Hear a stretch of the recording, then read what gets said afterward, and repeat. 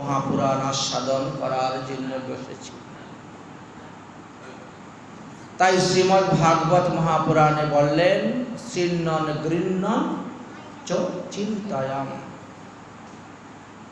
হরির কথা শ্রবণ করবেন, হরি কথা কীর্তন করবেন, হরির চিন্তন করবেন।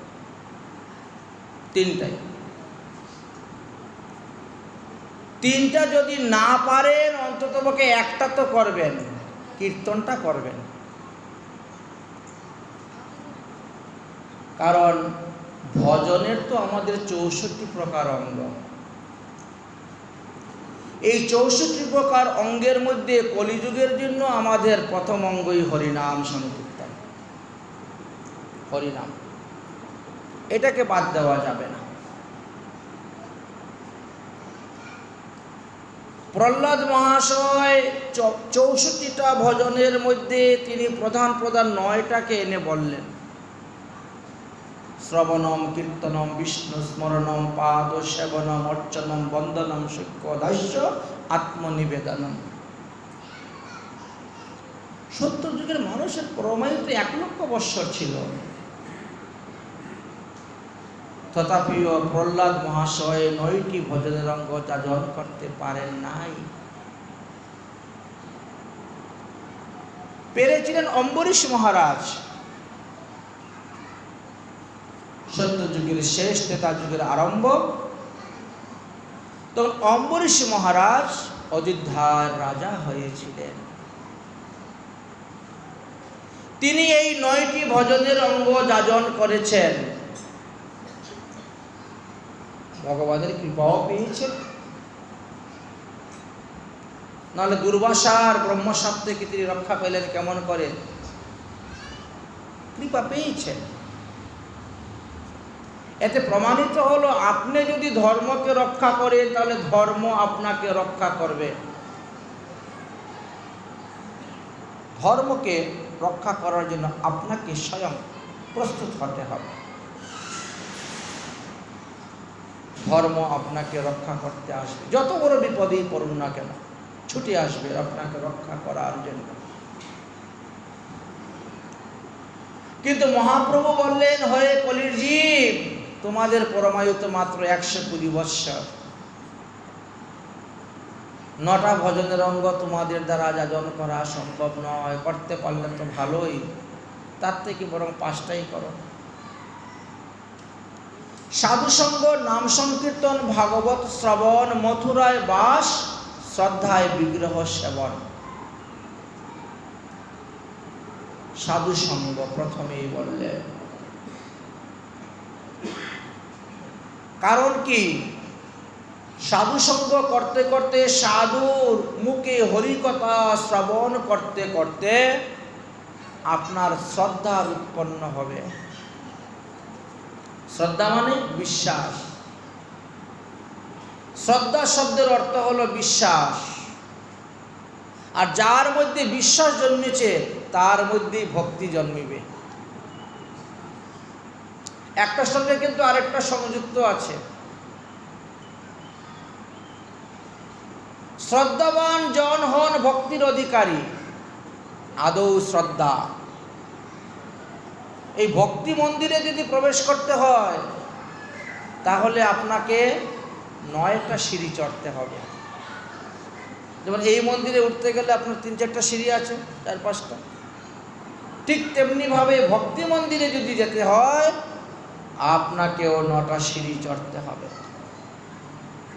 কি? আদৌ শ্রদ্ধা। প্রথমেই আপনার মনের মধ্যে শ্রদ্ধা আসতে হবে, মানে বিশ্বাস। এই শ্রীমদ্ ভগবদ গীতা, শ্রীমদ্ ভাগবত মহাপুরাণ আদি সমস্ত গ্রন্থাদিতে ভগবানের যে লীলা কথা বর্ণন করে গিয়েছেন, সেই লীলার প্রতি আপনার শ্রদ্ধা বিশ্বাস আসতে হবে। আদৌ শ্রদ্ধা। তত সাধুসঙ্গ। শ্রদ্ধাটা পুক্ত হওয়ার পরে যদি আপনি সাধুসঙ্গ করতে আসেন তাহলে আপনার কল্যাণ হয়ে যাবে। তাই শ্রদ্ধা হলো, শ্রদ্ধার পরে সাধুসঙ্গ এক প্রকার, আর শ্রদ্ধা উৎপন্ন না হওয়া সত্ত্বে সাধুসঙ্গ আরেক প্রকার। সাধুসঙ্গের দ্বারা হরিকথা শ্রবণ করতে করতে যখন আপনার হৃদয়ের মধ্যে শ্রদ্ধা অর্থাৎ বিশ্বাস উৎপন্ন হয়ে গেল, তখন আপনি চিন্তা করবেন আমাকে গুরুপদাশ্রয় করতে হবে। অধিকৃতানাং লোকানাং দৃশ্যংশীর্ণ বরাননে অন্নবিষ্টা সমতুল্য মূত্র এব সমস্যজাম। তাহলে আমারই নরতনু ভজনের মূল। আমি মনুষ্য দেহ পেয়েছি হরিভজন করার জন্য, হরির কাছে প্রতিজ্ঞাবদ্ধ হয়ে আছি, প্রতিশ্রুতি নিয়ে আসছি, কিন্তু আমি তো তা ভুলে গিয়েছিলাম। আর সাধুসঙ্গ সৎসঙ্গ করার মাধ্যমে আমি জানতে পারলাম আমার স্বরূপ কি। আমি তো জীব, জীবের স্বরূপ হয় নিত্য কৃষ্ণ দাস। তাহা ভুলিয়া হলো জীব পরমায়ার পাশ। আমি কৃষ্ণকে ভুলে গেছি বলেই তো মায়া আমাকে এত দুঃখ দিচ্ছে, এত কষ্ট দিচ্ছে। তার হাত থেকে বাঁচতে গেলে আমাকে কি করতে হবে? শ্রীকৃষ্ণের চরণকে আমার আশ্রয় করতে হবে। আশ্রয় করিয়া ভজে তারে কৃষ্ণ নাহিতে যে, আর সব মরে অকারণ। কোথার থেকে জানলাম? সাধু সঙ্গের দ্বারা, সৎসঙ্গের দ্বারা। তাহলে আদৌ শ্রদ্ধা, তত সাধুসঙ্গ। সাধুসঙ্গের দ্বারা আমি জানলাম জপ তপ তন্ত্র মন্ত্র দীক্ষাই মূল হয়, দীক্ষা ভিন্ন সর্বকার্য হইবে ক্ষয়। সাধুসঙ্গের দ্বারাই আমি জানলাম অধিকৃত ব্যক্তির যদি মৃত্যু হয়, রৌরব নরকে বাস জানিবে নিশ্চয়। স্কন্দ পুরাণে তার আছে হে বর্ণন, মৃত্যুর পরে হইবে তার পিচাস জনম। তাহলে দীক্ষা গ্রহণ করা আমার একান্ত প্রয়োজন, আবশ্যক। কিন্তু মানুষ দীক্ষা গ্রহণ করতে গিয়ে অনেকে ভুল রাস্তায় চলে যায়। শাস্ত্র দেখে না। শাস্ত্রে বলছেন সম্প্রদায় বিহীনম যে মন্ত্রতে নিষ্ফলা মতা সাধন ঘন সিদ্ধান্তি কোটি কল্প সতেরপি। আপনি যে দীক্ষা গ্রহণ করতে যাচ্ছেন, আগে আপনি নির্ণয় করুন আমি যার কাছ থেকে দীক্ষা নিতে যাচ্ছি তিনি কি সদ্গুরু, তিনি কি সম্প্রদায়ের অন্তর্ভুক্ত, তিনার কি গুরু পরম্পরা আছে, তিনি কি সদাচার পালন করেন, আগে জানতে হবে। সমস্ত মন্ত্রের মধ্যে শ্রীকৃষ্ণের অষ্টাদশাক্ষর মন্ত্র হলো শ্রেষ্ঠ, সমস্ত মন্ত্রের রাজা। অনেকে যাচ্ছেন কোথাও এক অক্ষরে দীক্ষা নিয়ে আসছেন, 2 অক্ষরে দীক্ষা নিয়ে আসছেন, 3 অক্ষরে দীক্ষা নিয়ে, 4 অক্ষরে দীক্ষা নিয়ে আসছেন। হ্যাঁ, আমি কৃষ্ণ মন্ত্রে দীক্ষিত, আমি বিষ্ণু মন্ত্রে দীক্ষা নিয়েছি।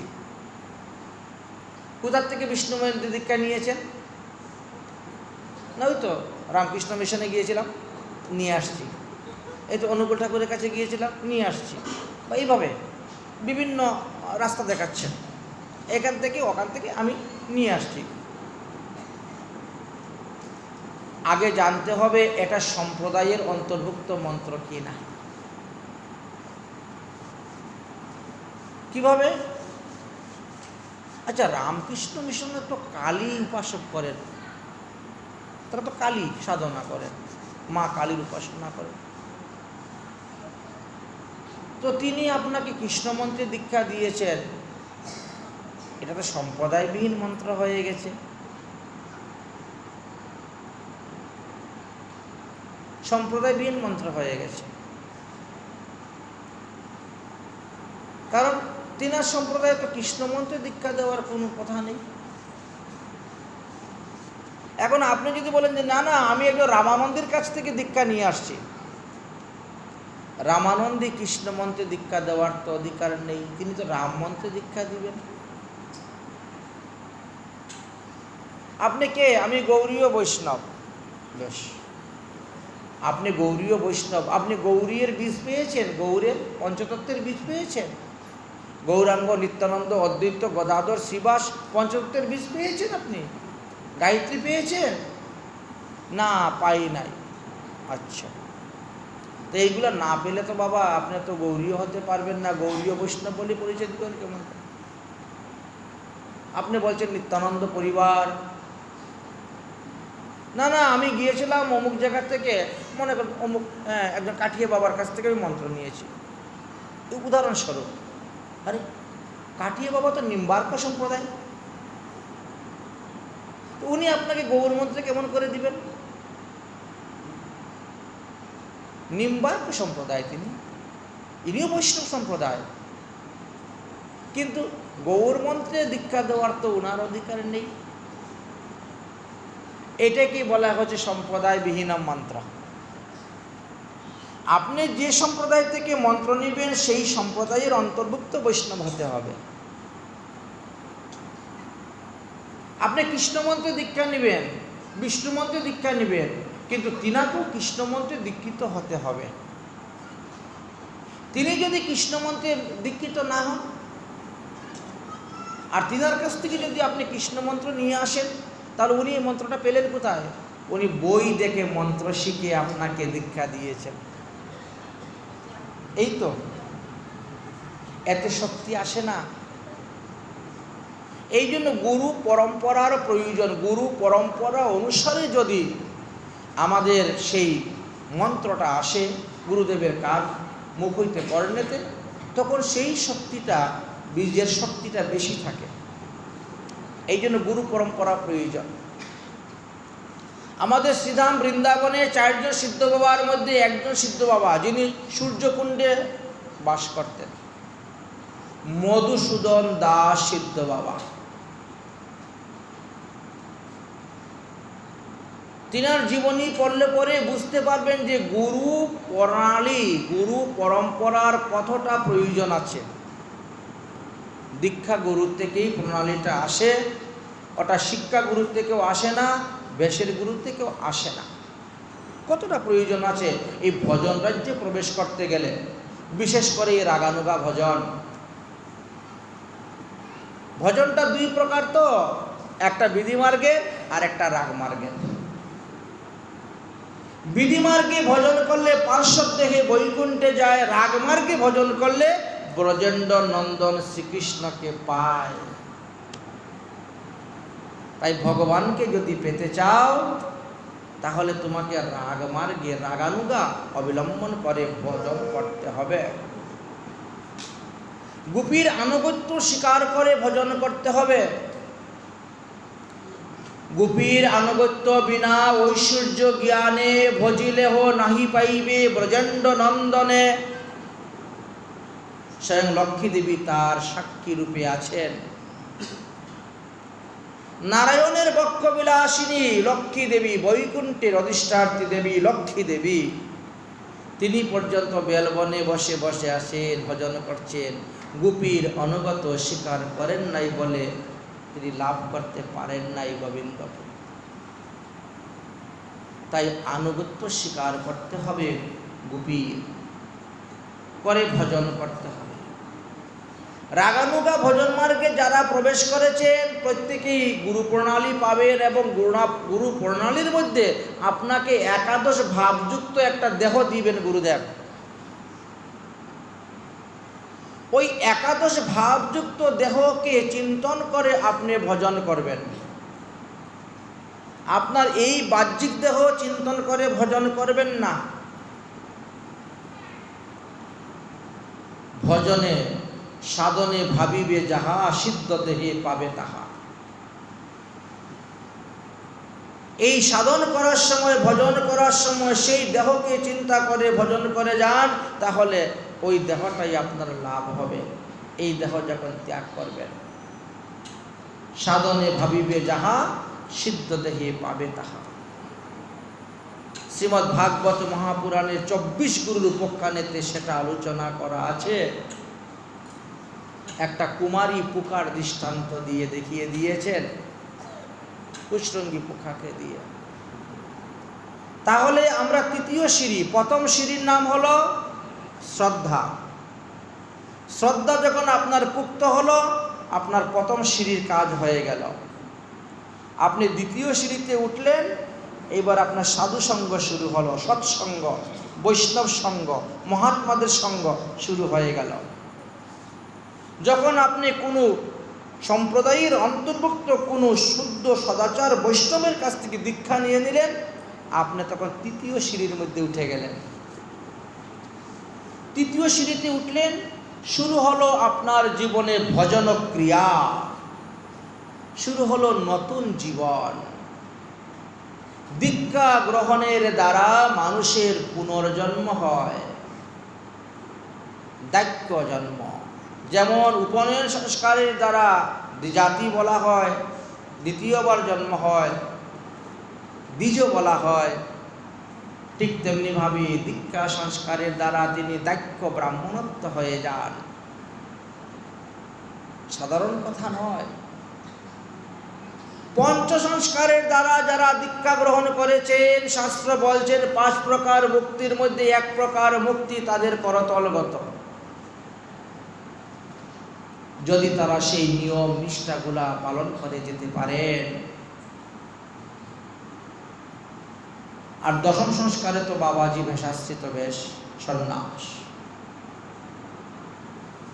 পঞ্চ সংস্কার, তাপ সংস্কার, পুণ্ডু সংস্কার, মন্ত্র সংস্কার, যাগ সংস্কার, নাম সংস্কার। এই পঞ্চ সংস্কারে দীক্ষা গ্রহণ করলেন, তৃতীয় সিঁড়িতে উঠে গেলেন। এবার গুরুদেবের কাছ থেকে আপনি ভজন পদ্ধতি প্রণালী নিয়ে আসলেন। কিভাবে ভজন করে ভগবান পদপদ্ম লাভ করা যাবে, কিভাবে ভজন করলে আপনার আত্মার কল্যাণ হবে, কিভাবে ভজন করলে আপনার ভজন বৃদ্ধি হবে। ভজনের মধ্যেও মধ্যে মধ্যে শৈথলতা এসে যায়। দেখবেন হরিনামের সংখ্যা কমে যাচ্ছে, ভগবানের সেবা পূজার প্রতি মন কমে যাচ্ছে, বিষয়ের প্রতি আসক্তি বেশি হয়ে যাচ্ছে। এইগুলা বৈষ্ণব অপরাধ, নাম অপরাধ, সেবা অপরাধ, ধাম অপরাধ ইত্যাদির কারণে হয়ে থাকে। তাহলে তৃতীয় ভজন ক্রিয়া। চতুর্থে অনর্থ নিবৃত্তি। ভজনের মাত্রা বাড়াতে গেলে, ভজন পথে অগ্রসর হতে গেলে আপনার ভজনের কে কে বাধা দিচ্ছে সেটা দেখতে হবে। অনর্থ নিবৃত্তি, যা করলে পরে ভজন হবে না তাহা ত্যাগ করতে হবে। যাহা খেলে পরে মনের গতি বিপরীতমুখী হয়ে যাচ্ছে সেটা ত্যাগ করতে হবে। এখানেই বলছে অনর্থ নিবৃত্তি। ভজনের বাধা রূপে যা কিছু আছে সেইগুলা ত্যাগ করতে হবে। এইটা করলে আমার ভজনে বাধা হচ্ছে, ওটা করলে ভজনে বাধা হচ্ছে না, এগুলো ত্যাগ করতে হবে। এগুলো সৎ ব্যবসা নয়, সৎ রাস্তা নয়, সৎ মত নয়, সৎ পথ নয়। গুরুদেব, আমি ভজনের অনুকূল যাহা ছিল সেইগুলা গ্রহণ করেছি, প্রতিকূল যাহা সেগুলাকে বর্জন করে দিয়েছি। গুরুদেব বললেন, বাহ, সুন্দর। এবার আমি পঞ্চম সিঁড়িতে উঠব। চতুর্থ সিঁড়িতে আমার হয়ে গেল অনর্থ নিবৃত্তি। আমি অসৎ পথে পয়সা উপার্জন করব না, আর অসৎ পথে ব্যয়ও করব না। আমি সৎ পথে থেকে পয়সা উপার্জন করব, আর সৎ পথে থেকেই সৎ পথেই পয়সাটা ব্যয় করব। এই জন্য মহাজনগণ কি বলছেন? ধর্ম পথে থাকি সদায়, জীবন যাপন কর ভাই। ধর্ম পথে থাকি সদায়, জীবন যাপন কর ভাই। ধর্ম পথে থাকি সদায়, জীবন যাপন কর ভাই। পথে থাকি সদাই জীবন যাপন করো ভাই। হরি নাম করো সদাই, হরি নাম করো সদাই, নাম বিনে আর গতি নাই। হরি নাম দুতলা সদাই, আমার গাইল নাম বিনে আর গতি নাই। ধর্ম পদে থাকি সদাই যাপন করো ভাই। ধর্ম পদে থাকি সদাই জীবন যাপন করো ভাই। যে কোনো ব্যবসা ধরি জীবন নির্বাহ করি, যে কোনো ব্যবসা ধরি জীবন নির্বাহ করি, যে কোনো ব্যবসা ধরি জীবন নির্বাহ করি। মুখে বলো হরি হরি, মুখে বলো হরি হরি, এই মাত্র ভিক্ষা চাই। মুখে বলো হরি হরি, এই মাত্র ভিক্ষা চাই। ধর্ম পথে থাকি সদাই জীবন যাপন করো ভাই। ধর্ম পথে থাকি সদাই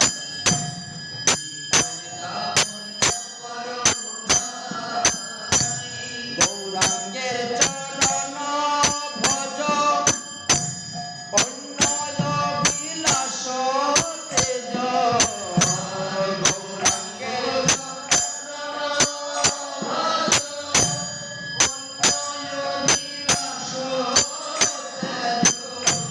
রাধা কৃষ্ণের চরণ ভজ, অন্য বিলাস তেজ।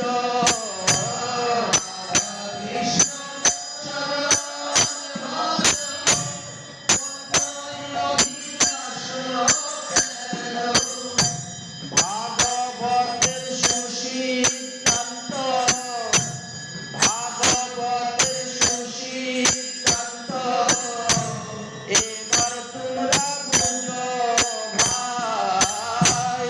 ভাগবতের সুসিদ্ধান্ত এবার তোমরা শোনো ভাই। ধর্ম পথে থাকি সদাই যাপন করো ভাই। ধর্ম পথে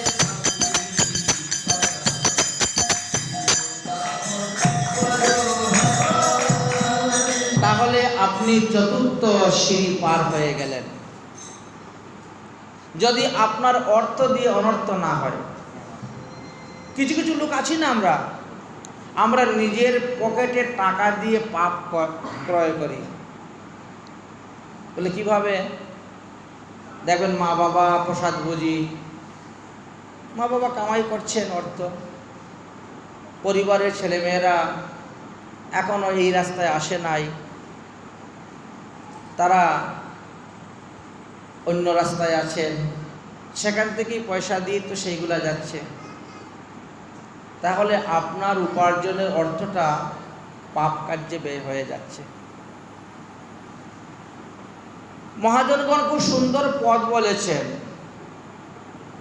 এই যে আমরা যদি কোনো সাধুগুরু বৈষ্ণব পাই তো কি করি? আমরা গিয়ে তাদের চরণে ধরে প্রণাম করি, তাদের চরণ ধুলা নিয়ে গায়ের মধ্যে মাখি, তাদের চরণ ধৌত করে সেই চরণামৃত পান করি। কিন্তু মহা ঔষধ, ভবরোগ নাশের মহা ঔষধ। ভক্ত পদ জল, ভক্ত পদ রজ, ভক্তভুক্ত অবশিষ্ট মহা ঔষধ। আচ্ছা, এই ঔষধ খাওয়া সত্ত্বেও আমাদের রোগ ভালো হচ্ছে না কেন? কেন রোগ ভালো হচ্ছে না? বলছেন কুপৈত্য ছাড়িতে নার। ঔষধ সেবন করবেন আবার কুপৈত্যগুলাও খাবেন, তাহলে আপনার রোগ সারবে কেমন করে? না করলেও দেখো চরণ ধোয়াইয়া জল নিয়ে যাবে, খাবে। আজকে আপনি চরণ ধৌত জল খেলেন কোনো সাধুগুরু বৈষ্ণবের, কালকে গিয়ে মৎস্য ভোজন করে নিলেন, ওই দিনেই আবার হয়ে যাচ্ছে। তো ঔষধ খাওয়ার পরেই যদি কুপৈত্যটা খেয়ে নেন, তো ঔষধে কাজটা করবে কেমন করে? আপনি যে কোনো ডাক্তারের কাছে যাবেন, যে কোনো রোগের বিষয় নিয়ে, ডাক্তার ঔষধ দেওয়ার সঙ্গে সঙ্গে বলবে আপনি এই জিনিস খাবেন না, ওটা কুপৈত্য, ওটা খেলে পরে আপনার রোগ আরো বেড়ে যাবে। ঠিক এই জন্য অনর্থ নিবৃত্তি হলো চতুর্থ সিঁড়ি। তো সারা জীবন কি চতুর্থ সিঁড়িতে দৌড়াদৌড়ি করবেন, না পঞ্চম সিঁড়িতে উঠবেন? পঞ্চম সিঁড়িতে উঠতে গেলে এবার আবার যেতে হবে গুরুদেবের কাছে, বাবা আমি পঞ্চম সিঁড়িতে উঠতে চাই। বাবারে, পঞ্চম সিঁড়ির নাম হলো নিষ্ঠা। ভজনে নিষ্ঠা বৃদ্ধি কর। এক অঙ্গ সাধে কিংবা সাধে বহু অঙ্গ, নিষ্ঠা হতেই হবে তার প্রেমের তরঙ্গ। নিষ্ঠাটা হলো আসল। এই নিষ্ঠা থেকেই তোমার প্রেমের তরঙ্গ হবে। বাবা, নিষ্ঠাটা কিসের মধ্যে বাড়াবো? গুরুদেব বলবেন হরিনামের মধ্যে আগে নিষ্ঠাটা বাড়াও। কারণ আমরা কলির জীব, আমাদের এই কলিযুগে হলো হরিনাম সংকীর্তন। নামের মধ্যে নিষ্ঠা বাড়াও, প্রতিদিন একই সংখ্যায় নাম করে যাও। বেশি বড় ক্ষতি নাই, কম করবে না। 16 মালা ধরেছ, 16 মালাই করো, কম করবে না। নিষ্ঠা হতেই হবে তোমার প্রেমের তরঙ্গ। কারণ আজকে সময় পেলে 16 মালা জপলেন, কালকে 8 মালা, পরশুদিন 4 মালা, আর হাতেই মালা নিলেন না, তাহলে তো হচ্ছে না। নিষ্ঠাটা যে কোনো বিষয়ের প্রতি নিষ্ঠাটা যদি ঠিক থাকে, আর একই নিয়মে যদি আপনি করে যেতে পারেন, ওই একটা নিয়মের দ্বারাই আপনার সিদ্ধি লাভ হয়ে যাবে। যে কোনো নিষ্ঠা, যে কোনো বিষয়ের প্রতি। তো এইভাবে পাঠ শুনতে এসে একজন ব্যবসায়ী ছিলেন পাঠের মধ্যে। তিনি বললেন যে কোনো একটা নিষ্ঠা করলেই হবে। বলে হ্যাঁ, যে কোনো একটা। ভজনের 64 প্রকার অঙ্গ, তো তার মধ্যে যে কোনো একটাতে আপনি নিষ্ঠা করে দেখুন, ওইটাতেই আপনি ফল পেয়ে যাবেন। মহারাজ, নিষ্ঠা করে কতদিন পালন করতে হবে? অন্তত পক্ষে তো 12 বৎসর। যে কোনো একটি বিষয় যদি একসঙ্গে 12 বৎসর করতে পারেন, এতে সিদ্ধি লাভ। তো সেই ব্যবসায়ী মনে মনে নিষ্ঠা করে নিল, হ্যাঁ আমি প্রতিদিন দোকান বন্ধ করে এই পাঠ শুনে তারপরে ঘরে যাব। হরিকথা শ্রবণে নিষ্ঠা হয়ে গেল। প্রতিদিন দোকানটা বন্ধ করে আসবো মন্দিরে, 1-2 ঘন্টা পাঠ শ্রবণ করব, তারপরে ঘরে যাব। মন্দিরে প্রতিদিন পাঠ হয়। এখন সেইভাবে নিষ্ঠা করতে করতে তিনার প্রায় 11 বৎসর, 11.5 বৎসর পার হয়ে গেছে। একদিনও বাদ নেই পাঠ শ্রবণ করা। খুব নিষ্ঠার সহিত প্রতিদিন পাঠ শ্রবণ করেন। মধ্যে মধ্যে আবার কিছু নিয়েও আসেন, মোমবাতি, ধূপকাঠি, বাতাসা, ফুল ফল এনে দেন, বাজার থেকে কিনে আসার সময় নিয়ে আসেন। কোনো দিন পাঠের সবাইকে খিচুড়িও খাওয়ার ব্যবস্থা করে দেন। ব্যবসায়ী তো, টাকা পয়সা অনেক আছে। তো নিষ্ঠার সহিত পাঠ শ্রবণ করতেছেন। 12 বছর পূর্ণ হওয়ার এখনো কিছুদিন বাকি আছে। আর উনিও খুব নামি দামি ব্যবসায়ী, 5টা-6টা কর্মচারী খাটে, প্রতিদিন লক্ষ লক্ষ টাকার মালপত্র বিক্রি হয়। তো এইবার ব্যবসায়ী সমিতি থেকে একটা বিরাট বড় মিটিং হয়ে অনেক দূরে এদের এক জায়গায় যেতে হচ্ছে ব্যবসায়ী সমিতি থেকে। তো এই বাজারের মধ্যে, এই গ্রামের মধ্যে উনি শ্রেষ্ঠ, ওনাকে এখন আসছে অর্ডার, আপনাকে যেতে হবে। এখন ইনি একদিন একরকম পাঠ শুনতে বসে, পাঠের শেষে পাঠক মশাইকে বলছেন, আমাকে তো এখন ব্যবসায়ী সমিতি থেকে ডেকেছে, আমাকে 5 দিনের জন্য বাইরে যেতে হবে, 5 দিনের জন্য আমাকে বাইরে যেতে হবে। এখন বলেন তো, আমি যে পাঠ শ্রবণ করার নিষ্ঠা করে যে এই 11.5 বৎসর পরে 12 বৎসর হয়ে গেল করে আসছি, আর অল্প কদিন বাকি আছে, এখন আমার এই নিয়মটা কিভাবে রক্ষা হবে? আমি তো অনেক দূরে চলে যাব, আর তখন তো মোবাইলের যোগাযোগ নেই, এত ফোন টোন তো ছিল না। এখন পাঠ শোনার নিয়মটা যাতে আমার ঠিক থাকে, আমি যাতে ওই পাঠ শোনার ফলটা পাই 5 দিন, এটা কিভাবে সম্ভব? পাঠক মশাই বলেন, হ্যাঁ একটা উপায় আছে। পুত্রকে বলা হয়েছে আত্মজ। মা বাবা যদি মারা যায়, পুত্র যদি শ্রাদ্ধ করে, তর্পণ করে, পিণ্ডদান করে, ভাগ্য সপ্তাহ দেয়, অষ্টপ্রহর নামযজ্ঞ দেয়, বৈষ্ণব সেবা দেয়, তো পিতা উদ্ধার হয়, পিতা তার ফল পায়। তাহলে এই 5 দিন আপনার ছেলেকে দিয়ে পাঠ শ্রবণ করাবেন, আপনি ফল পেয়ে যাবেন। পুত্রকে আত্মজ বলা হয়েছে। আবার পুত্র যদি পাপ কর্ম করে, সেটাও পিতাকে বর্ধিত হয়।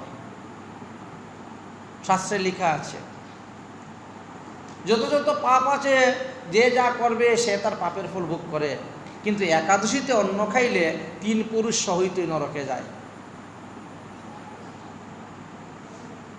তাহলে মা বাবা যদি তাদের পুণ্যকর্মের দ্বারা স্বর্গে চলে যায়, আর ছেলে যদি একাদশী ব্রত না করে, তাহলে স্বর্গ থেকেও পিতা মাতার নরকে চলে আসতে হয়। পুত্রকে আত্মজ বলা হয়েছে।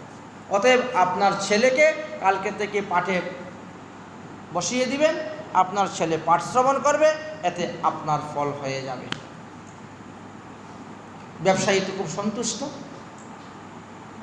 বাড়িতে গিয়ে বলছেন, বাবা কালকে সন্ধ্যার পর থেকে তুমি মন্দিরে চলে যাবে, মন্দিরে গিয়ে বসবে, পাঠ শেষ হওয়ার পরে মন্দির থেকে উঠে আসবে, তোমার এই 5 দিন এই ডিউটি, আর কিছু করতে হবে না। ছেলে এক কথায় রাজি হয়ে গেছে, ঠিক আছে যাব।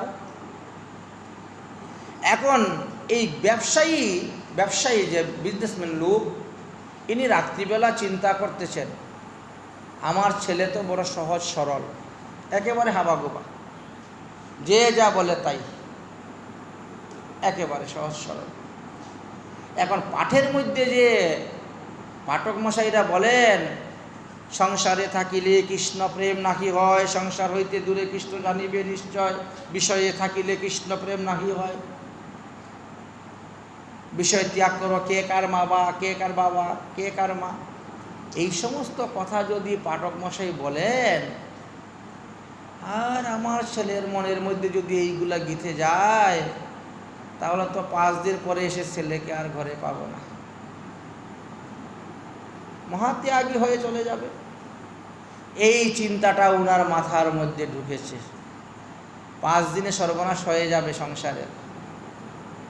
ভোরবেলা তিনি তাড়াতাড়ি দৌড়ে পাঠক মশাইয়ের বাড়িতে এসেছেন। মহারাজ কি ব্যাপার, আপনি না বললেন কোথায় যাবেন? বলেই তো একটু পরেই গাড়ি আসবে, চলে যাব, কিন্তু যাওয়ার আগে আপনাকে বলে যাই, আপনি কিন্তু 5 দিন এই সমস্ত পাঠ করবেন না, সংসার অনিত্য, এই কথা বলবেন না, কে কার মা কে কার বাবা, কৈশ্য মাতা কৈশ্য, ভাগবতের কথা, গোকর্ণ নিজেই তিনার বাবাকে বলেছেন। তো সুতরাং আপনি কিন্তু এইসব কথা বলবেন না। সংসারে প্রবেশ করা মানে বিষ ভক্ষণ করা, এইসব কথা বলবেন না। বলে কেন? আরে বাবা, আমাদের পাঠের যা আসবে সবই তো আলোচনা হবে। বলে না, আমার ছেলে তো একেবারে হাবাগুবা, ওসব বুঝবে না, আর আপনার কথার মধ্যে পড়ে তারপরে সংসার ত্যাগ করে বাবাজি হয়ে চলে যাবে। পাঠক মশাই মাথায় হাত দিয়ে বসে গেছেন। 11.5 বৎসর ধরে আপনি পাঠ শ্রবণ করতেছেন, অথচ আপনার ভিতরে বৈরাগ্য আসলো না।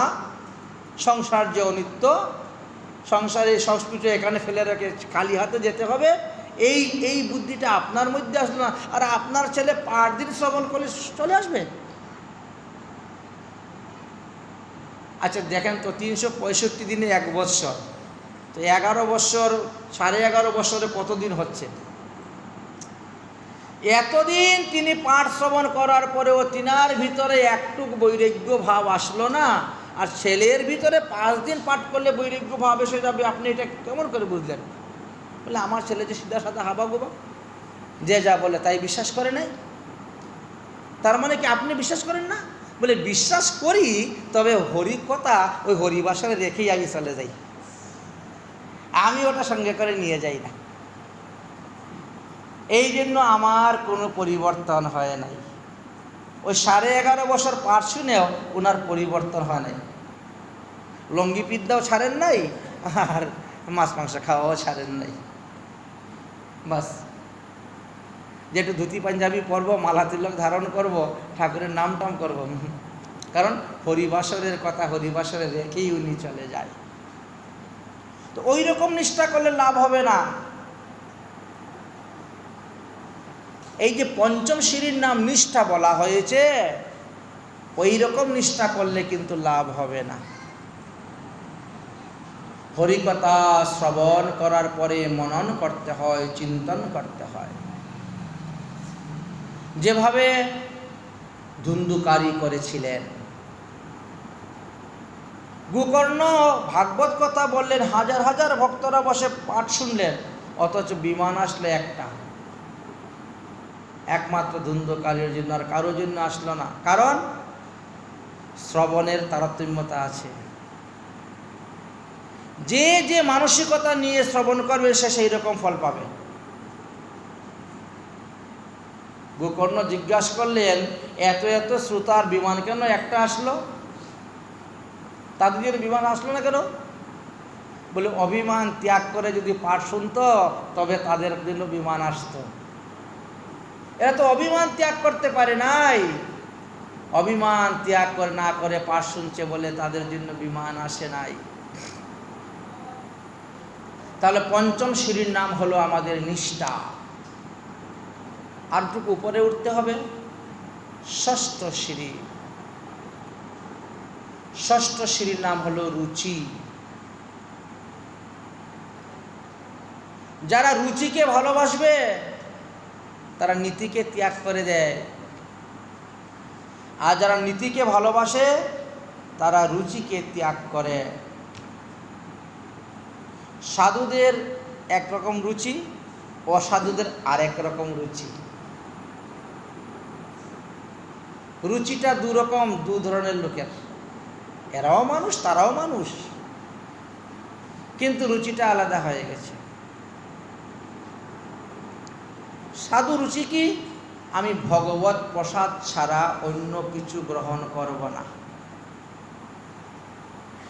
যে বস্তু ভগবানের ভোগে নিবেদন হয় তাহাই গ্রহণ করব, ইহা ছাড়া অন্য কিছু সেবা করব না। রুচি দেখেন কিভাবে। আমি শুদ্ধ সদাচার বৈষ্ণবের যদি রান্না করে ভোগ দেন তাহলে সেটাই গ্রহণ করব, অবৈষ্ণবে রান্না করলে সেটা গ্রহণ করব না। রুচিটা একদিন দুদিন উপবাস থেকে যাবে, কিন্তু তথাপিও যেখানে সেখানে খাবে না। রুচি এমন ভাবেই হবে, ভগবানের প্রসাদের প্রতি রুচি হয়ে গেল, প্রসাদ ছাড়া অন্য কিছু গ্রহণ করব। উঠে গেলেন আপনি 6 নম্বর সিঁড়িতে। এবার আমি সপ্তম সিঁড়িতে গিয়ে পৌঁছতে চাই। সপ্তম সিঁড়ির নাম হলো আসক্তি। কিসের প্রতি আসক্তি? ভগবানের প্রতি, ভগবানের সেবার প্রতি, সংসারের প্রতি নয়, ছেলে মেয়ে স্ত্রী পুত্রের প্রতি নয়, ভগবানের প্রতি আসক্তি। আত্মবৎ সেবা, আমার গরম লাগছে, আমার ঠাকুরেরও গরম লাগছে, ঠাকুরের জন্য একটা পাখা চাই। আমি পালঙ্কে শয়ন করছি, ঠাকুরের জন্য একটা পালং বানাবো। আমি এত বড় থাল নিয়ে বসে প্রসাদ খাই, ভগবানের জন্য এত বড় থাল। আসক্তিটা ভগবানের প্রতি হয়ে গেল। এই যে শ্রদ্ধা থেকে আরম্ভ করে আমরা আসক্তি পর্যন্ত 7টা সিঁড়ির কথা বললাম, এই 7টা সিঁড়িকে বলা হয় সাধন ভক্তি। একই সাধন ভক্তি বলা হয়। এই সাধন ভক্তি যখন আপনার পুক্ত হয়ে যাবে, তখন আপনি 8 নম্বর সিঁড়িতে গিয়ে উঠবেন, ভাব ভক্তি লাভ করবেন। তখন আপনি ভাবের ঘরে চলে যাবেন।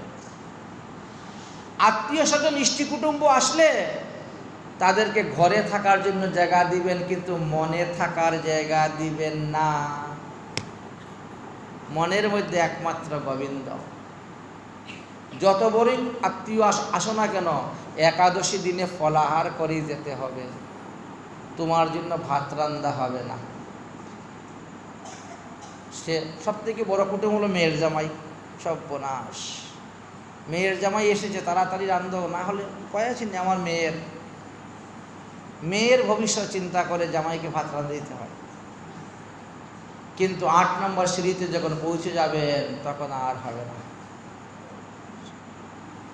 একাদশী দিন, ব্রতের দিন আসছ, ফলাহার করে যাও, ফল তোমার জন্য আমি পাপ করব না। তুমি বিষয় ভোগ করে যাবে আর আমি শেষে পাপের ফল ভোগ করব, তা হবে না। প্রারব্ধ কর্ম এই জন্যে ভোগ করতেছি, এই জন্মে নতুন করে প্রারব্ধ সৃষ্টি করব না যে এই প্রারব্ধ ভোগ করার জন্য আগামী জন্মে আমাকে আসতে হবে আবার। যখন আপনার এই ভাব ভক্তি পূর্ণ হয়ে যাবে, তখন আপনি প্রেম ভক্তি লাভ করে নেবেন। এই 9ম স্তরে হলো প্রেম ভক্তি। আর এই প্রেমকেই বলা হয়েছে প্রয়োজন তত্ত্ব।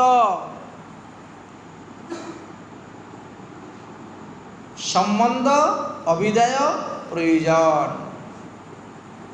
এই প্রেমই হলো প্রয়োজন তত্ত্ব। সম্বন্ধ কার সঙ্গে করবেন? কৃষ্ণের সঙ্গে সম্বন্ধ করুন, দেখবেন ভগবান আপনার সব কিছু করবেন। সব কিছু করতে রাজি। শ্রীধাম নবদ্বীপের 9টা দ্বীপের মধ্যে একটা দ্বীপ প্রমাণ আছে। ভগবান ভক্তের সাধ্য করেন, ভক্তের সব কিছু করে দিতে পারেন। তাহলে সম্বন্ধ, অভিদয় কি? ভক্তি, কৃষ্ণ ভক্তি লাভ করাটাই হলো অভিদয়। আর প্রয়োজন হলো প্রেম। भगवान बोलते हैं प्रेम की भूखा हूँ मैं, प्रेमी एक ही सार, और जो प्रेम से भसता है मुझे उसकी बेड़ा पार। भगवान के प्रेमेर सहित भजन करले आपने ये भवसिंधु पार हये चले जाबेन।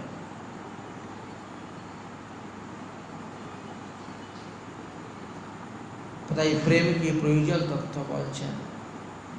প্রেম ছাড়া ভগবানকে পাওয়া যায় না। बिना प्रेम से नहीं मिले नंदलाला। তাই ভগবানকে পেতে গেলে তার সঙ্গে প্রেম করতে হবে। নন্দলালাকে পেতে গেলে প্রেম করতে হবে তার সঙ্গে, আর সেটা গুরু পরম্পরা অনুসারে আপনার কাছে আসবে। বলো জয় নন্দলালা জয় গোপালা, জয় নন্দলালা জয় গোপালা,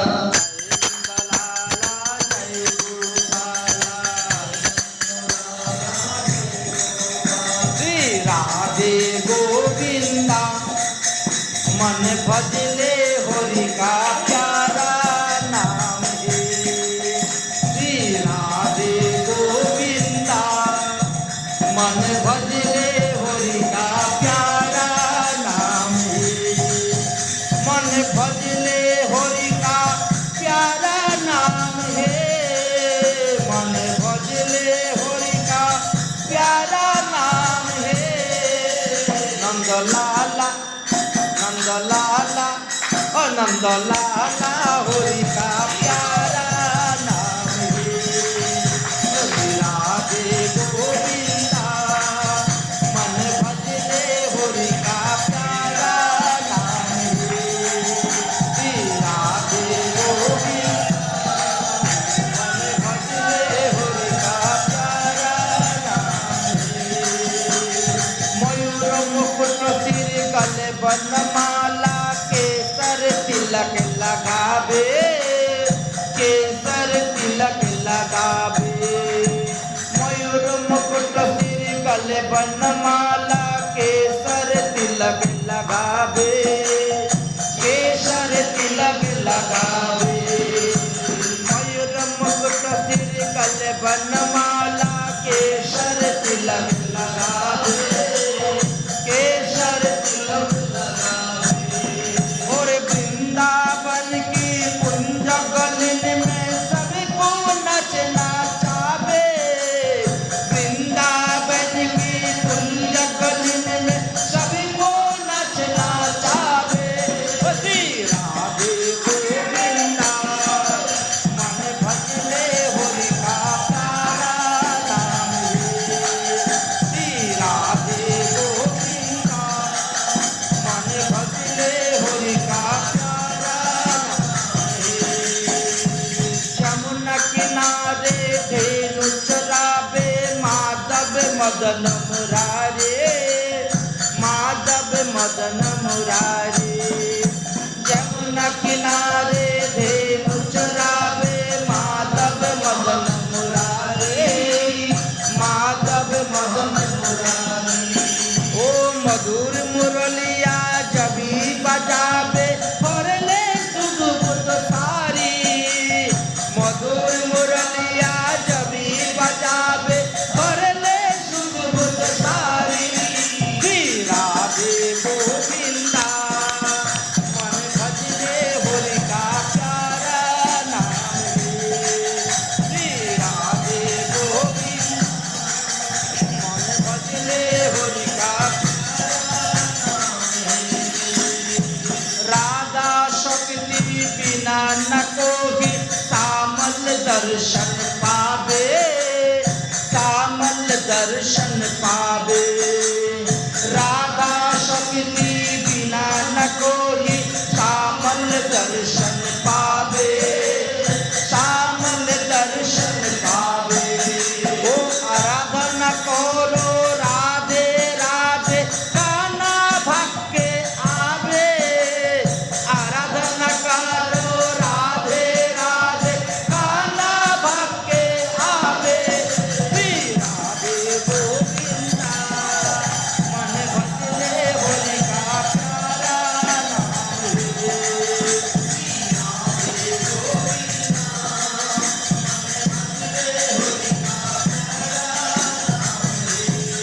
मीरा के हे गिरधर नागर सूरज शाम को भाया सूरज शाम को भाया मीरा के हे गिरधर नागर सूरज शाम को भाया सूरज शाम को भाया और नाम देव हर तू का रंग ने विट्ठल विट्ठल गाया नाम देव हर तू का नाम ने विट्ठल विट्ठल गाया श्री राधे गोविंदा मन भजले हरि का प्यारा नाम है श्री राधे गोविंदा भजले हरि का प्यारा नाम है श्री राधे गोविंदा मन भजले हरि का प्यारा नाम है बोलो नंद लाला की कृष्ण कन्हैया की राधा रानी की जय जय श्री राधे श्याम ভজনের নবম স্তর আমরা পেলাম কি প্রেম প্রেম ভক্তি প্রেম ভক্তি লাভ করলে পরে আপনি গোবিন্দকে লাভ করতে পারবেন গোবিন্দকে লাভ করার আরও একটি উপায় আছে। নরোত্তম দাস ঠাকুর মহাশয় প্রেম ভক্তি চন্দ্রিকা নামক গ্রন্থেতে বলে গেলেন, শ্রী রাধিকার চরণ রেণু ভূষণ করিলে তনু, অনাহাসে পাবে গিরিধারী। গিরিধারী গোবিন্দকে লাভ করতে গেলে রাধারানীর কৃপা চাই। রাধারানীর কৃপা যদি হয় অতি তাড়াতাড়ি গোবিন্দকে লাভ করা যাবে। তার প্রমাণ গর্গসংহিতাতে দেওয়া আছে। ভগবান শ্রী গোবিন্দ যখন ব্রজে নিত্য লীলা করছিলেন, সেই সময়ে দক্ষিণ ভারতে অনাবৃষ্টি হয়েছিল বহুদিন যাবৎ। খাদ্যশস্যের এত অভাব পড়েছিল, অনাহারে লোক মারা গিয়েছিল, গবাদি পশুগণ মারা গিয়েছিলেন। যে সমস্ত যদুবংশ লোক, অন্ধবংশ, সাত্তত বংশ, কুকুব বংশ, বিষ্ণু বংশের লোকগণ কংসের অত্যাচারে জর্জরিত হয়ে মথুরা মণ্ডল ত্যাগ করে আত্মগোপন করে বাইরে ছিলেন, তাদের মধ্যে একদল দক্ষিণ ভারতে গিয়ে আশ্রয় নিয়েছিলেন। যখন দুর্ভিক্ষ দেখা গেল, প্রাণে মারা যাওয়ার উপক্রম হলো, তখন তারা নন্দ মহারাজের কাছে চিঠি লিখেছিলেন, হে মহারাজ, আপনার তো নবলক্ষ গাভী চরান, আপনার অনেক গুচারণ ভূমি আছে, তার থেকে কিছু গুচারণ ভূমি আমাদেরকে দান করেন, আমরা এখানে এসে জীবন যাপন করতে চাই। বলিষ্ঠ বলিষ্ঠ সৈন্যগণ আপনার আছেন, আমরা আশা করি কংসের পীড়ন থেকে তারা আমাদেরকে রক্ষা করবে। নন্দ মহারাজ চিঠির উত্তর দিলেন, আপনারা চলে আসুন। তাই দক্ষিণ ভারতীয় গোপগণ তারাও বৃন্দাবনে এসে, ব্রজে এসে আশ্রয় গ্রহণ করলেন। যমুনার তীরে তীরে কাপড় দিয়ে তাম্বু টানি গিয়ে তারা বসবাস করতে শুরু করলেন। দধি দুগ্ধ ঘৃত ছানা নবনীত মথুরায় বিক্রি করে জীবন নির্বাহ করতে শুরু করেছেন। শ্রী গোবিন্দ ব্রজের মধ্যে প্রসিদ্ধ মাখন চুরি। তিনি ব্রজের গোপীগণের গৃহে গিয়ে মাখন চুরি করেন, কিন্তু দক্ষিণ ভারত থেকে যে সমস্ত গোপীরা এসেছেন তাদের ঘরে যায় না মাখন চুরি করতে। ব্রজের গোপীদেরকে নিয়ে তিনি কদম গাছের মধ্যে ঝুলা বানিয়ে ঝুলন ঝুলছেন, রং খেলতেছেন, সব লীলা করতেছেন, কিন্তু দক্ষিণ ভারতীয় গোপীদের মুখের দিকেও ফিরে তাকান না।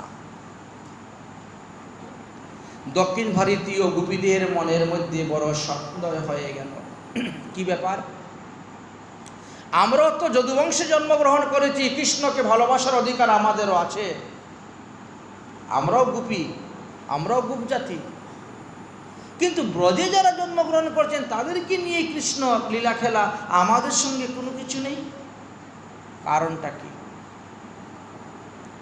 মানে একথা তো কৃষ্ণকে জিজ্ঞেস করা যায় না। একদিন সুযোগ পেয়ে ললিতা, বিশাখা আদি অষ্টসখীদেরকে তারা ঘিরে বসল। ওগো, তোমরা কৃষ্ণকে কি দিয়ে বশ করেছ?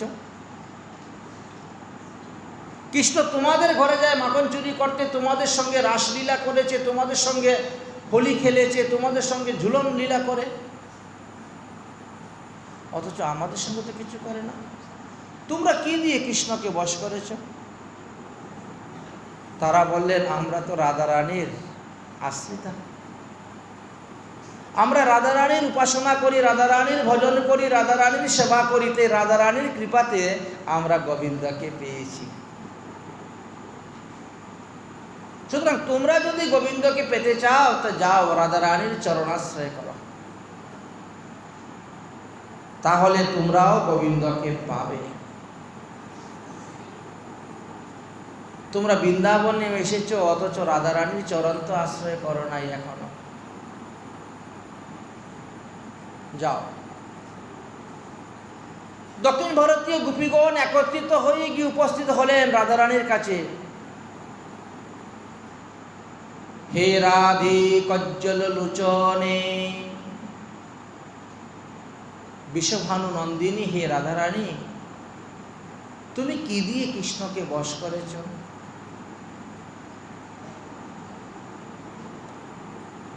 কি দিয়ে তুমি কৃষ্ণকে বশ করেছ? আমরাও তা দিয়ে কৃষ্ণকে বশ করতে চাই। কৃষ্ণ যাতে আমাদের সঙ্গেও রাসলীলা করেন। রাধারানী বললেন, তোমরা যদি কৃষ্ণকে বশ করতে চাও তাহলে তোমরা এখন একাদশী ব্রত আরম্ভ করে দাও। শ্রীকৃষ্ণস্য প্রসাদার্থম কুরুতে একাদশী ব্রতম তেন বৈশ্যং হরি সাক্ষাৎ ভবিষ্যতি ন সংশয়। তোমরা একাদশী ব্রত আরম্ভ করো, দেখবেন একটা একাদশী ব্রত করলে 100 জন্মের পাপ নষ্ট হয়ে যায়। তোমাদের যতটা পাপের নষ্ট হবে তত হরি তোমাদের সামনে আসবেন। যতক্ষণ পাপ থাকবে হৃদয়ের মধ্যে দেখি ততক্ষণ আসবেন না হরি। এটাই হরির নিয়ম। যতক্ষণ দেহের মধ্যে পাপ থাকবে, অপরাধ থাকবে, ততক্ষণ ভগবান কৃপা করেন না। পিতামহ ভীষ্ম কুরুক্ষেত্রে যুদ্ধের 10ম দিনই তো পড়ে গেলেন। তারপরে কতদিন তিনি শরশয্যায় ছিলেন। কোথায় বলে 58 দিন, কেউ বলে 52 দিন, যাই হোক শরশয্যায় ছিলেন। কারণ এনার ইচ্ছা মৃত্যু। তিনার ইচ্ছা হলো আমি গোবিন্দকে দর্শন করে করে প্রাণ ত্যাগ করব। যেভাবে নামাচার্য হরিদাস ঠাকুরের ইচ্ছা ছিল ঠিক তেমনি ভাবে এই শরশয্যায় থেকে এত দুঃখ, এত কষ্ট, এত যন্ত্রণা জ্বালা সহ্য করে যাচ্ছেন, কিন্তু প্রাণ ত্যাগ করছেন না। কেন? গোবিন্দকে যখন দেখব তখন গিয়ে গোবিন্দকে দর্শন করে গোবিন্দের চরণটি আমার পক্ষে ধারণ করব, মনে মনে প্রণাম করব, গোবিন্দ নাম উচ্চারণ করব। কিন্তু যতক্ষণ দেহের মধ্যে পাপ থাকবে, অপরাধ, ততক্ষণ তো গোবিন্দ কৃপা করবেন না। এই জন্য পিতামহ ভীষ্ম শরশয্যায় থাকা সত্ত্বেও তিনি হায় হায় করেন নাই, তিনি হরি হরি করেছেন। আমাদের একটা কিচ্ছু হলেই আমরা হায় হায় করি, ভগবানের সব ভুলে যাই, মালা জপও ভুলে যাই, ভগবানের সেবা পূজাও ভুলে যাই। হ্যাঁ, আমার এই হয়েছে, যাক আজকে পূজাই করব না। এরকম কিন্তু অনেকের মনে আছে, এরকম অনেকের আছে। আমি এতদিন ধরে ঠাকুরের সেবা করছি, পূজা করছি, এই করছি, আর আমার এই হলো, যা আজকে পূজাই করব না, আজকে ভোগ দিব না, আজকে আরতি করব না। তো ইনি ভগবানের নাম জপ করে যাচ্ছেন, ছাড়েন নাই। আর যার ফলে ভগবান দ্বারকায় যাওয়ার আগে ভীষ্মকে দর্শন দিয়ে গিয়েছেন, পিতামহ ভীষ্মকে দর্শন দিয়ে গেছেন। কারণ হরিনাম জপের এই শক্তি, এই নিয়ম। মহাজনগণ বলছেন, যারা নিষ্ঠার সহিত হরিনাম জপ করে যান,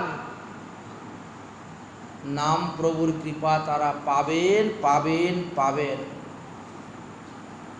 मैं तुझको सदा तेरा नाम, ভগবান না আসে পারবে না। मैं तुझको सदा तेरा नाम, दयामय दया करो। मैं तुझको सदा तेरा नाम, दयामय दया करो। जपो हरे कृष्ण हरे राम, दयामय दया करो। जपो हरे कृष्ण हरे राम, दयामय दया करो। द्वारका राहे भक्त तुम्हारे, द्वारका राहे भक्त तुम्हारे। अपनी दया का खुलो द्वारे, अपनी दया का खुलो द्वारे। मेरा पूरन